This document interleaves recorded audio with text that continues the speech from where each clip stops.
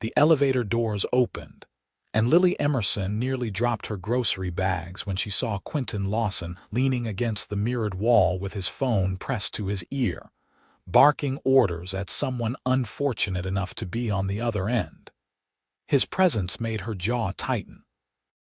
Every single day for the past 8 months, this man had made living in the luxury penthouse building an exercise in tolerance. She stepped inside, keeping her eyes forward as he continued his conversation without so much as a glance in her direction. "I don't care if it's their daughter's wedding," Quinton said into the phone, his voice cold. "We have a deadline. They knew what they signed up for when they took this contract." Lily couldn't help herself. "You know, some people actually value human connection over profit margins." His eyes flicked to her for the first time, dark and sharp. "And some people understand that business doesn't run on sentimentality." "Right. How silly of me to think compassion matters." She shifted the bags in her arms, accidentally bumping his designer briefcase with her elbow. "Careful," he said, ending his call. "That costs more than your monthly rent." "Good thing I don't pay rent then. I own my place." She stepped out as soon as the elevator reached the top floor, grateful their penthouses were on opposite ends of the hallway. "Try not to yell at any more employees today. The walls are thin. Then maybe you should invest in better soundproofing instead of complaining." He strode past her, his expensive shoes clicking against the marble floor. Lily fumbled with her keys, muttering under her breath. When she'd saved every penny from her graphic design freelancing to buy this penthouse 3 years ago, she'd imagined peaceful evenings and inspiring sunrises. Then Quinton Lawson, CEO of Lawson Industries, had moved in last year and shattered any hope of tranquility. The man threw late-night conference calls that echoed through her bedroom wall, received constant deliveries at odd hours, and treated everyone around him like they existed solely to serve his convenience. She unpacked her groceries, trying to shake off the irritation. Her phone buzzed with a text from her best friend, Maya. "Still hating your hot neighbor," Lily typed back quickly. "He's not hot. He's insufferable. You've described his jawline to me 3 times, only to explain how it makes his scowl even more annoying." She set her phone down and opened her laptop, determined to focus on the branding project due next week. But 20 minutes later, she heard his voice through the wall again, raised in what sounded like another argument. She pressed her palms against her eyes, counted to 10, and tried to remember why she'd fallen in love with this building in the first place. The next morning, Lily was pulling her mail from the lobby mailbox when Quinton appeared beside her, reaching for his own. She noticed the dark circles under his eyes, the slight dishevelment in his usually perfect appearance. "Rough night." The words came out before she could stop them, and she wasn't sure if she meant them as concern or criticism. "Nothing I can't handle." He sorted through his mail without looking at her. "Though the noise complaint you filed with the building manager was a nice touch," she felt her cheeks heat. "Maybe if you conducted business during normal hours, I wouldn't need to file complaints. Maybe if you understood how international business works, you'd realize that 9 to 5 doesn't exist when you're managing operations across 4 continents." He finally met her eyes, and something flickered there, something that might have been exhaustion or frustration or both. "Not that I expect you to understand. Because I'm just a freelance designer, right? My work couldn't possibly be as important as yours." She slammed her mailbox shut. "You know what your problem is. You think the world revolves around you and your company.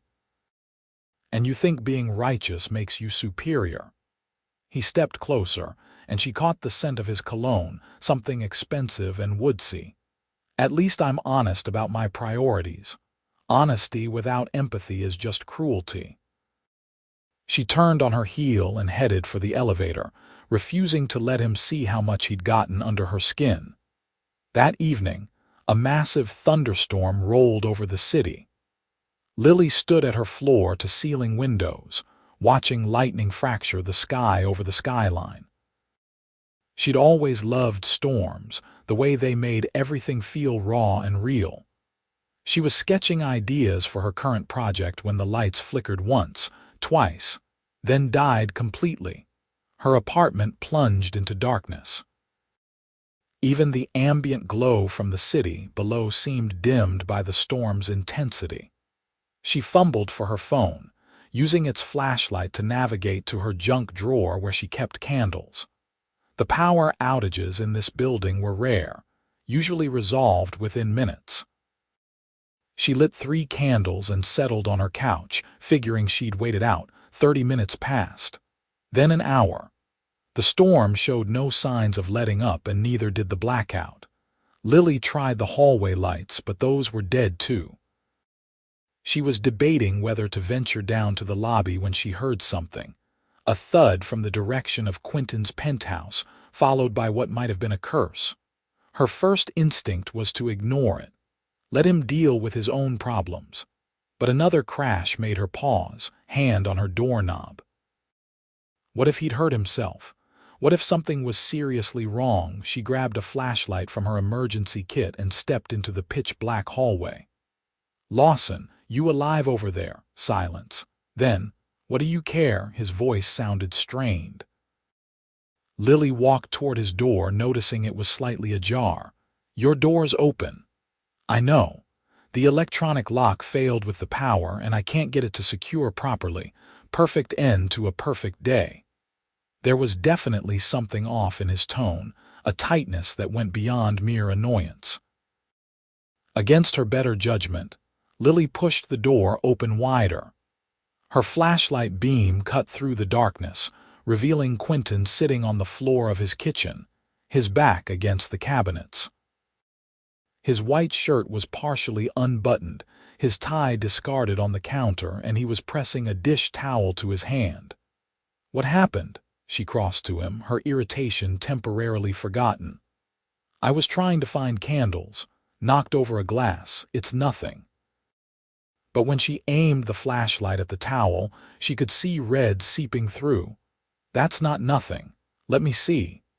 She knelt beside him, setting down the flashlight so it illuminated the space between them. "I don't need your help. Stop being stubborn for once in your life." She gently pulled the towel away, revealing a deep cut across his palm. "You need stitches. In case you haven't noticed, we're in the middle of a blackout. The elevator's not working." He tried to wrap the towel back around his hand, but she stopped him. "I have a first aid kit. A good one. I'm not a nurse, but I can clean this and bandage it properly until the power comes back." She met his eyes in the dim light. "Unless you'd rather sit here and bleed." For a moment she thought he'd refuse, then he gave a short nod. "Fine." Lily helped him to his feet, surprised when he swayed slightly. "When's the last time you ate?" "This morning, maybe. I don't remember." She resisted the urge to lecture him. "Come on, we'll go to my place. I have food and medical supplies." They made their way down the dark hallway, Quinton keeping pressure on his injured hand. Inside her penthouse, the candles she'd lit earlier cast a warm glow. She guided him to her kitchen table and retrieved her first aid kit. "This is going to sting," she warned, pouring antiseptic over the cut. To his credit, he barely flinched. As she worked, she became aware of how close they were, how different he looked in the candlelight, without his usual armor of suits and scowls. His dark hair fell across his forehead, and his eyes, which she'd only ever seen hard and challenging, looked almost vulnerable. "Why are you helping me?" he asked quietly. "Because you're hurt." She began wrapping gauze around his palm, careful to keep it tight but not too tight. "Despite what you think of me, I'm not heartless." "I don't think you're heartless." The admission seemed to surprise him as much as it surprised her. "I think you're naive, and I think you're afraid." The words were out before she could censor them. She looked up, meeting his gaze. You hide behind this cold, ruthless persona, but I think you're afraid that if people see anything else, they'll hurt you. His jaw tightened. You don't know anything about me. You're right, I don't, because you don't let anyone in. She finished securing the bandage. There. Done. But neither of them moved. The storm raged outside, rain lashing against the windows, and in the enclosed warmth of her candle-lit apartment, something shifted between them. She saw him looking at her differently, not with irritation or disdain, but with something she couldn't quite name. "Thank you," he said finally. "You're welcome." She stood, needing distance. "Now, when did you last eat? And don't lie." He ran his good hand through his hair. "Yesterday lunch, I think." "That's what I thought." She opened her refrigerator, grateful it was still relatively cold. "I'm making you a sandwich." "You don't have to do that. Sit down and be quiet." She pulled out bread, cheese, turkey, and vegetables. "You're no use to your company if you pass out from low blood sugar." She heard him actually laugh, a short, rusty sound as if he'd forgotten how. "You really don't pull punches, do you?" "Neither do you." She assembled 2 sandwiches, handing him one. "Eat." They sat at her small dining table, the candlelight flickering between them. Outside, the storm continued its assault on the city, but inside, an unexpected peace settled over them. Lily watched him eat, noting the way tension gradually left his shoulders. "I owe you an apology," he said after finishing half the sandwich. "For the noise, for being dismissive, for the comment about your rent." She nearly dropped her own sandwich. "Did you just apologize?" "Don't make me regret it." But there was the ghost of a smile on his lips. "I've been under a lot of pressure. That's not an excuse, just an explanation. We're in the middle of a major acquisition, and if it falls through, hundreds of people lose their jobs." "Is that why you've been working around the clock?" She took a bite, considering him. "That's a lot of weight to carry." "It's my responsibility." He looked down at his bandaged hand. "My father built Lawson Industries from nothing. When he died 5 years ago, he left it to me. I can't let him down." There was pain in his voice, raw and real. Lily felt something in her chest soften. "I'm sure he'd be proud of you. I'm not sure of anything anymore." He met her eyes. "I look at my life and I wonder when I became this person. This machine that works and never stops to actually live. It's not too late to change, isn't it?" He leaned back in his chair. "I've spent the last 5 years building walls, pushing people away. It's efficient. No distractions, no complications. No life," Lily said softly. "No connections, no joy. Joy is overrated." "No, it's not. Joy is what makes everything else bearable." She stood, moving to the window. The storm seemed to be easing slightly. "I moved to this city with nothing but a portfolio and a dream. I've had months where I didn't know if I could pay my bills. But I've also had moments of pure happiness, creating something beautiful, connecting with clients, watching a sunrise from this window. That's what matters." She felt him come up behind her, close enough that she could feel his warmth. "You really believe that?" "I do." She turned, finding him closer than she'd expected. In the candlelight, his features were softer, more accessible. "What do you believe in, Quinton?" He was quiet for a long moment. "I used to believe in building something that mattered. Now I'm not sure I know what matters anymore." The vulnerability in his voice did something to her. Without thinking, she reached up and touched his face, her fingers gentle against his jaw. "Maybe you've just forgotten. Maybe you need someone to remind you." His hand came up to cover hers, his eyes searching her face. "Maybe I do." The air between them felt charged, electric. Lily's heart was racing, her breath shallow. This was crazy. This was the man she despised for months. But looking at him now, really seeing him, she wondered if she'd been wrong. If beneath the cold exterior was someone worth knowing. The lights suddenly flickered back on, flooding the apartment with brightness.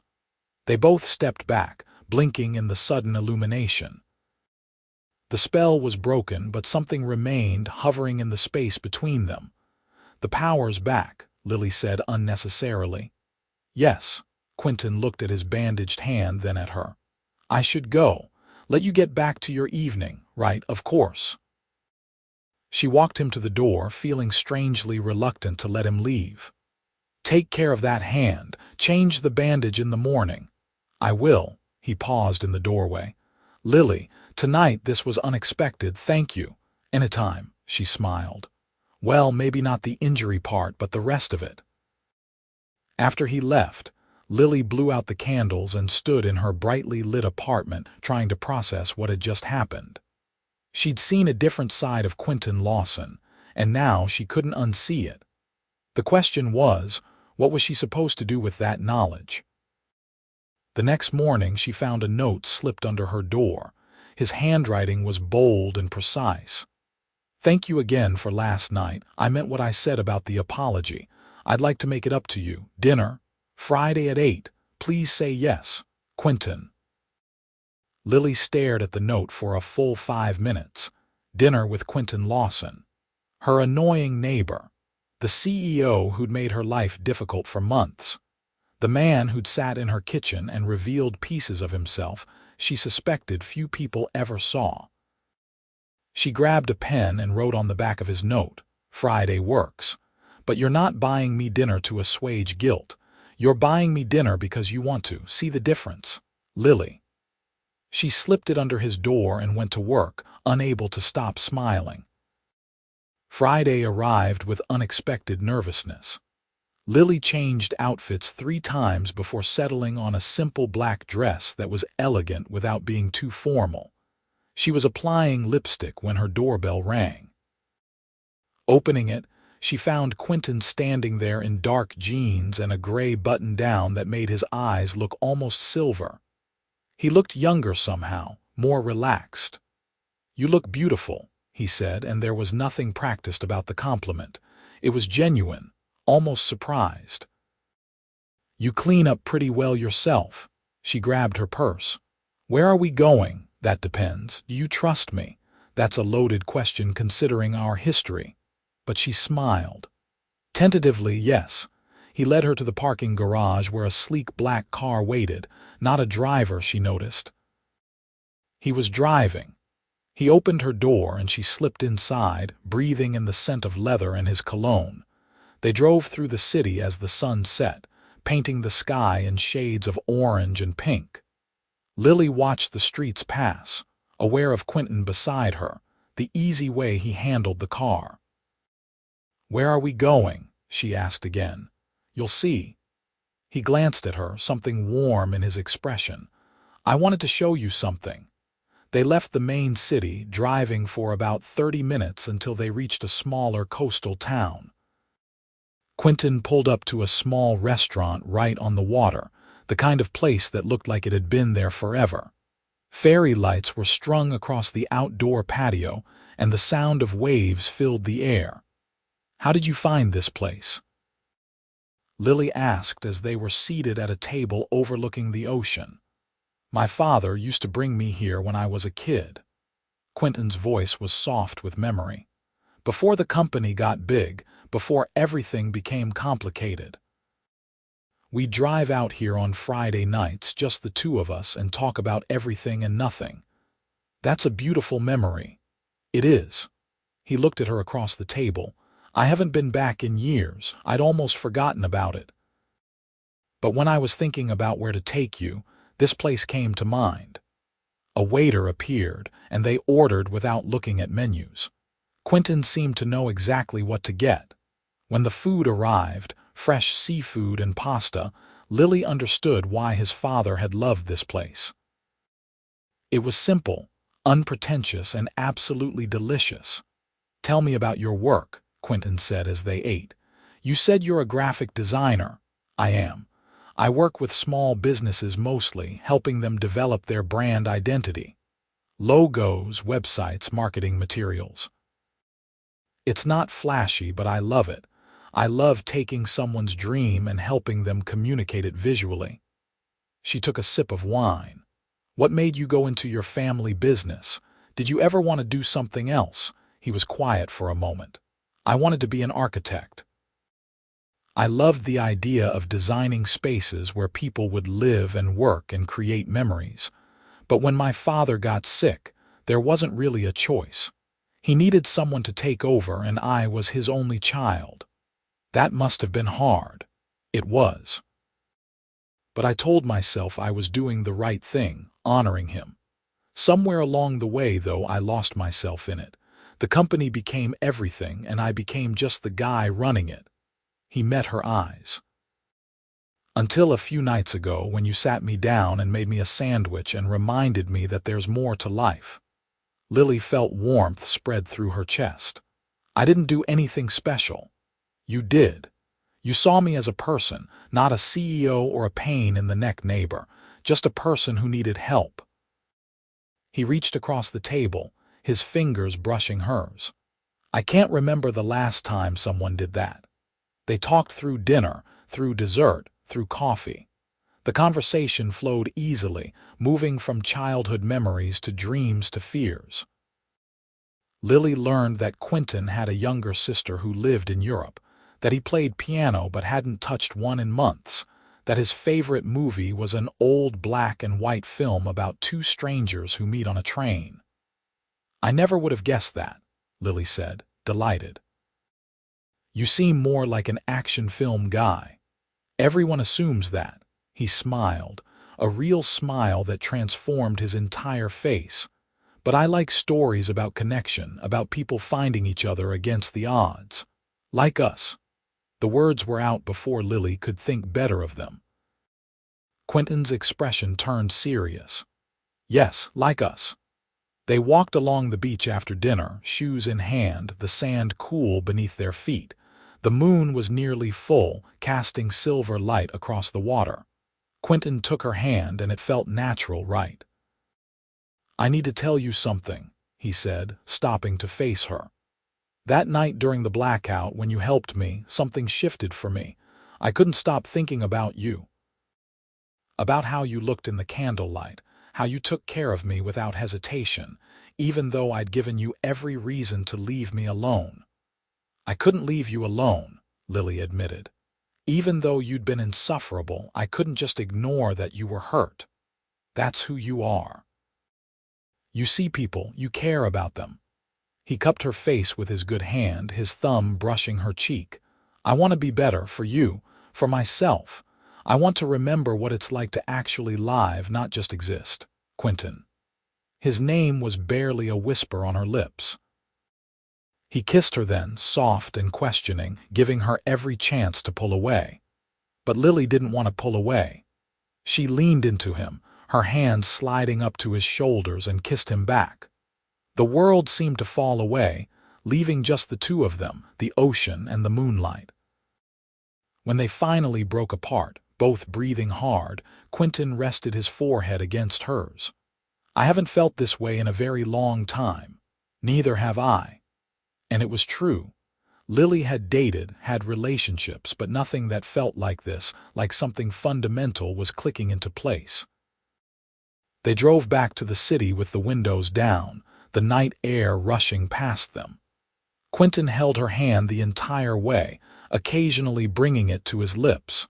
When they reached their building, he walked her to her door, reluctant to say goodnight. Can I see you tomorrow? He asked. I'd like that. Lily smiled up at him. What did you have in mind? Let me surprise you. 2 surprises in one weekend. You're full of mysteries, Quinton Lawson. He kissed her again, slower this time, deeper. When he pulled back, his eyes were dark with emotion. Good night, Lily. Good night. She watched him walk to his own door, saw him look back once with a smile that made her heart skip. Inside her apartment, she leaned against the door, touching her lips where he'd kissed her. Everything had changed. The man she'd thought she knew, the cold CEO who'd irritated her for months, was so much more than she'd imagined. The next morning, she was awakened by her doorbell. Wrapping a robe around herself, she opened it to find Quinton standing there with coffee and pastries. "I know it's early," he said, looking slightly uncertain, "but I couldn't wait." Lily laughed, pulling him inside. "Come in, you crazy man." They ate breakfast on her balcony, watching the city wake up. Quinton had changed into casual clothes, jeans and a t-shirt, and looked more relaxed than she'd ever seen him. "So what's this surprise you mentioned?" she asked, stealing a bite of his croissant. "We're spending the day together. No work, no phones, just us." He caught her hand, lacing their fingers together. "I want to know everything about you, Lily Emerson. What makes you laugh, what makes you cry, what you dream about at 3 in the morning. That's a tall order for one day. Then I'll take as many days as you'll give me." They started with a farmer's market, wandering through stalls of fresh produce and handmade crafts. Quinton bought her flowers, a huge bouquet of wildflowers that made her feel like a teenager on her first date. They picked out ingredients for dinner, planning to cook together at his place. "I should warn you," Quinton said as they selected tomatoes, "I'm not a great cook." "That's okay, I am." Lily bumped his shoulder with hers. "I'll teach you." From the market, they went to a nearby park where they sat by a lake and talked for hours. Lily learned that Quinton had been engaged once, years ago, but his fiancée had left him because she felt like she was competing with his company for his attention.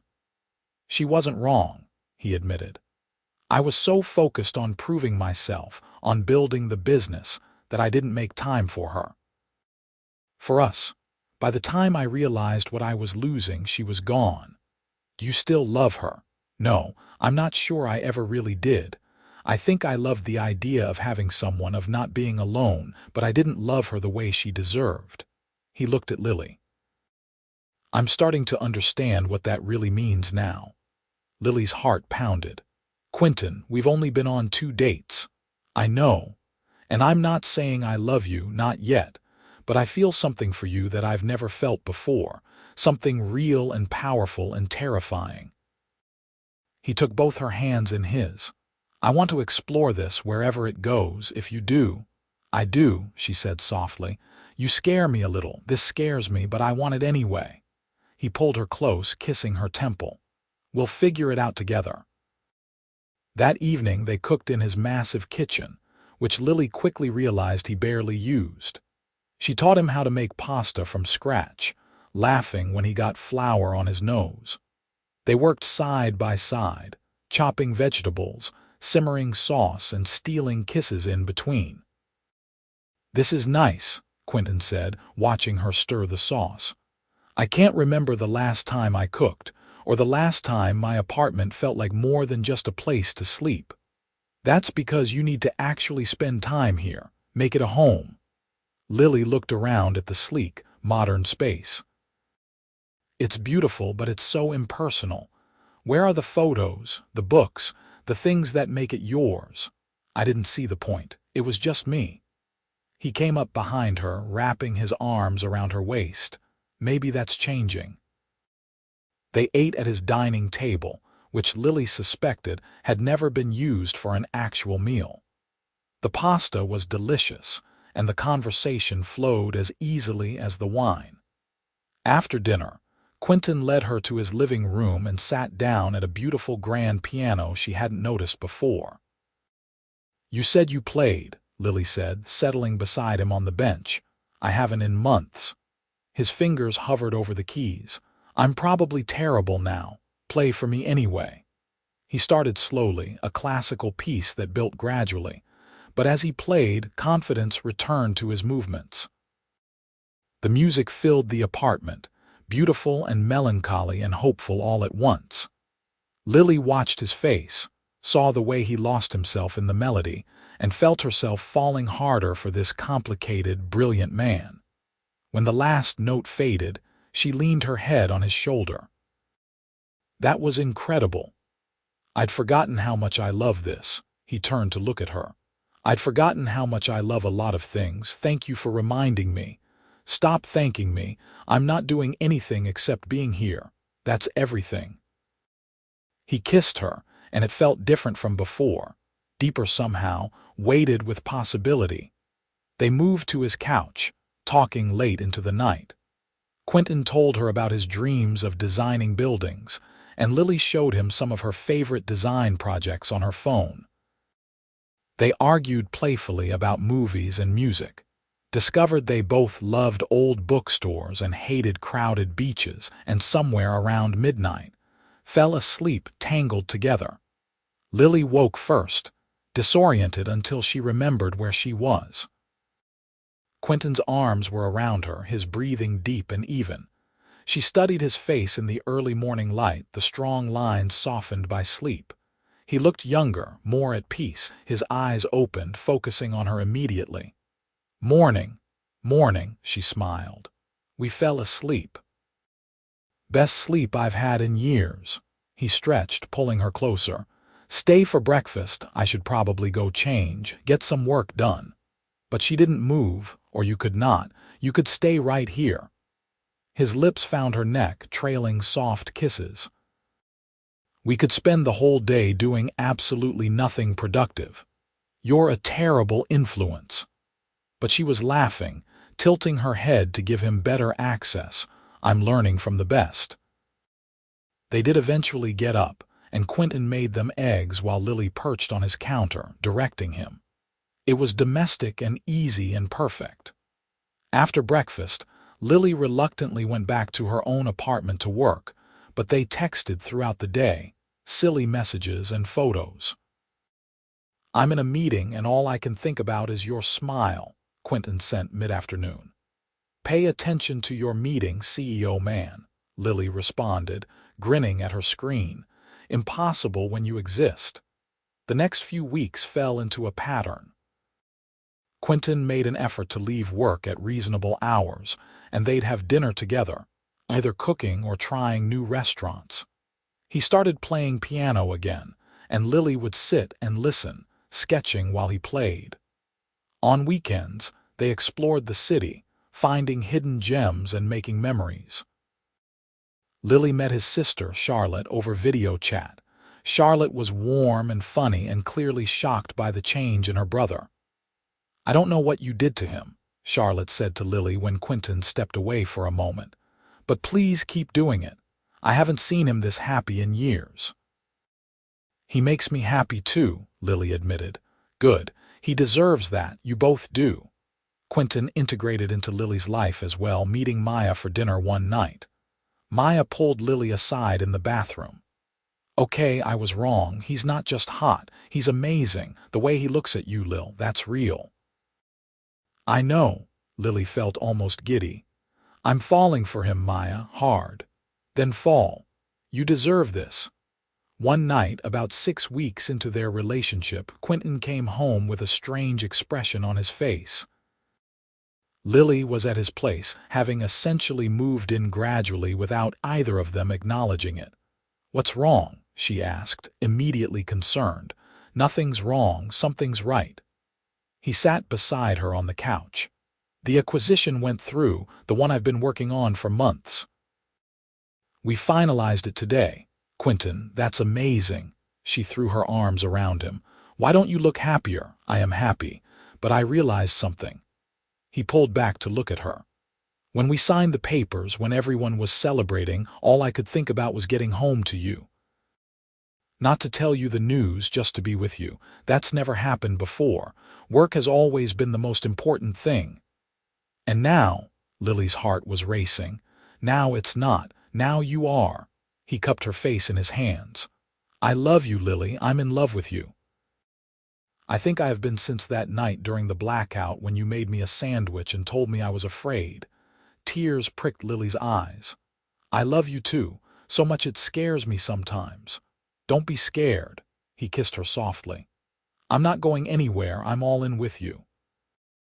"All in," she repeated, smiling through tears. "I like the sound of that." They made love that night, slow and tender, learning each other's bodies the way they'd been learning each other's hearts. Afterward, wrapped in his arms, Lily felt a contentment she'd never known before. "Move in with me," Quinton murmured against her hair. "Officially. Not just leaving your toothbrush and clothes everywhere." You love my clothes everywhere. You told me so last week. I do, but I want more. I want to wake up next to you every morning. I want to come home to you every night. I want this to be our space, not just mine. He propped himself up on his elbow, looking down at her. Say yes. Yes. She pulled him down for a kiss. Absolutely yes. The next few months were a flurry of change. Lily officially moved into Quinton's penthouse, and together they made it feel like a home. She added warmth with plants and artwork, photos and books. Quinton bought her a desk for the spare bedroom so she could work from home, and surprised her with a state-of-the-art computer setup. You didn't have to do this, Lily said, running her fingers over the equipment. I wanted to. Your work is important and you deserve the best tools. He wrapped his arms around her from behind. Plus, I like having you here even when I'm at the office.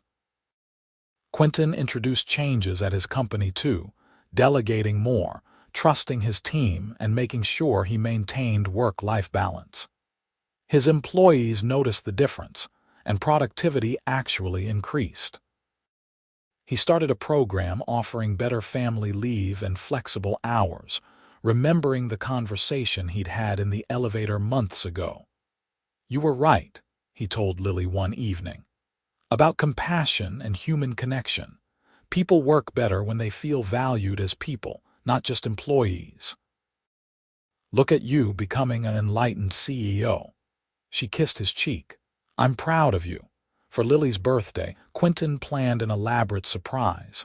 He'd been mysterious about it for weeks, refusing to give her any hints.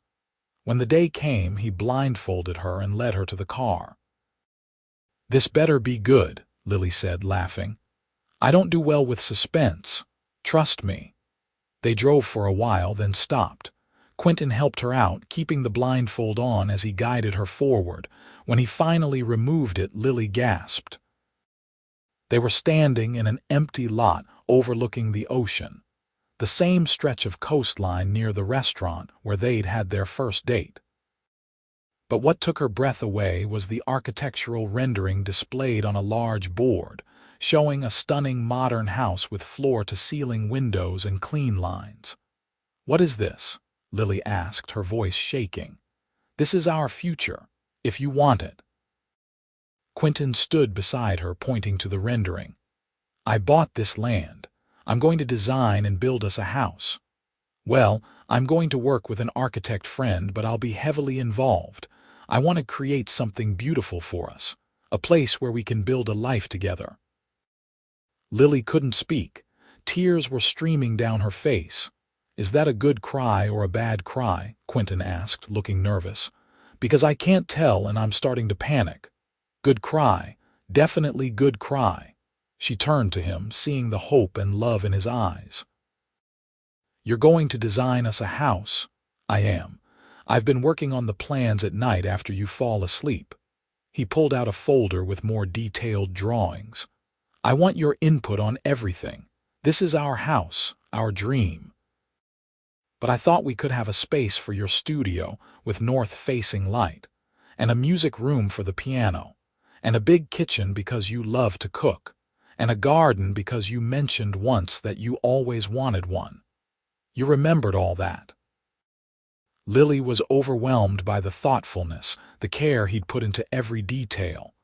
I remember everything you tell me. He set down the folder and took both her hands. Lily Emerson, I want to build a life with you. I want to marry you, have children with you if that's what you want, grow old with you in the house we create together. I want everything with you. He dropped to one knee, pulling a small box from his pocket. Opening it, he revealed a stunning ring, an emerald surrounded by diamonds. Your birthstone, he said softly. Because you brought color and life into my gray world, will you marry me? Yes. Lily pulled him to his feet, kissing him through her tears. Yes, yes, yes. He slipped the ring on her finger and it fit perfectly. They stood there on the empty lot, holding each other as the sun set over the ocean, and Lily thought about how strange life was.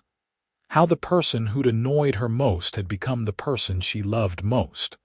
How a blackout had brought them together and changed everything. "I can't believe this is real," she murmured against his chest. "It's real. We're real." He tilted her chin up. "And it's only the beginning." They were married 6 months later in a small ceremony on their lot, with the ocean as their backdrop. Charlotte flew in from Europe to be Quinton's best woman, and Maya stood beside Lily. It was intimate and perfect, exactly what they both wanted. "I promise to always see you," Quinton said in his vows, his voice thick with emotion. "To never let work or fear or anything else come between us. I promise to build a life with you that's full of joy and music and love. You saved me, Lily. You reminded me what it means to be human. I promise to spend the rest of my life making you as happy as you make me." Lily was crying before she even started her own vows. "I promise to challenge you, to call you out when you're being stubborn, to make you sandwiches when you forget to eat. I promise to create a home with you, a family with you, a future with you. I love you, Quinton Lawson. Even when I thought I hated you, I think part of me was falling in love with you. Thank you for letting me in. Thank you for choosing me." When they kissed as husband and wife, their small group of family and friends cheered, but Lily barely heard them. She was too focused on Quinton, on the feel of his arms around her, on the promise of their future stretching out before them. The house took 18 months to build, and they were involved in every decision. Quinton discovered he loved the design process, the way creativity and structure merged. He even considered pivoting some of his company's focus to sustainable development, inspired by the eco-friendly choices they'd made for their home. During construction, they stayed in the penthouse, which no longer felt like two separate spaces where neighbors had barely tolerated each other. It was filled with laughter and love, and the comfortable silences of two people who knew each other completely. Lily's design business flourished, partly due to word of mouth and partly because Quinton encouraged her to think bigger. She hired 2 assistants and started taking on larger corporate clients, though she never forgot the small businesses that had been her foundation. "You're building an empire," Quinton teased one night, finding her working late. "Hardly, but I'm doing well. Thanks to you believing in me." "I always believed in you. Even when we were enemies, I saw your talent. It was annoying, actually, made it harder to dislike you." She threw a pillow at him, laughing. "You're ridiculous." "I'm yours," he corrected, catching the pillow and pulling her into his lap. Big difference. When the house was finally finished, they spent their first night there surrounded by boxes but too excited to care. They christened every room, laughing and loving and planning. The next morning, Lily woke to sunlight streaming through the bedroom windows and the sound of the ocean in the distance. "Good morning, Mrs. Lawson," Quinton murmured, pulling her close.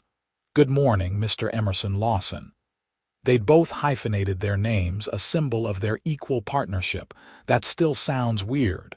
You'll get used to it." She traced patterns on his chest. "Can you believe we're here?"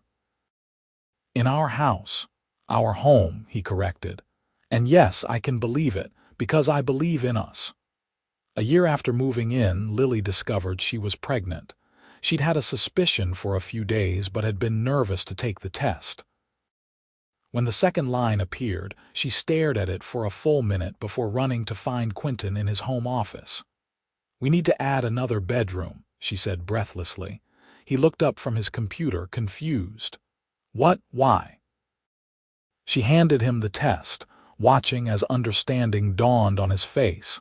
His expression shifted from confusion to shock to pure joy in the space of seconds. "We're having a baby." His voice was reverent, awed. "We're having a baby." He stood so quickly his chair rolled backwards, gathering her into his arms and spinning her around. "We're having a baby. Lily, we're having a baby." They were both crying and laughing, overwhelmed by the news. Quinton knelt down, pressing his ear to her still flat stomach. "Hello in there, little one. This is your dad. I'm terrified and excited and so ready to meet you." Lily ran her fingers through his hair, her heart so full it felt like it might burst. "You're going to be an amazing father." "We're going to be amazing parents," he corrected, standing and kissing her. "Our baby is so loved already." The pregnancy was relatively smooth, though Lily had some morning sickness in the first trimester. Quinton was attentive to the point of being slightly overbearing, constantly asking if she needed anything, if she felt okay, if the baby was moving. "Quinton, love, you need to relax," Lily said one evening when he was fussing over her for the 10th time. "I'm pregnant, not made of glass." "I know. I just want to make sure you're both."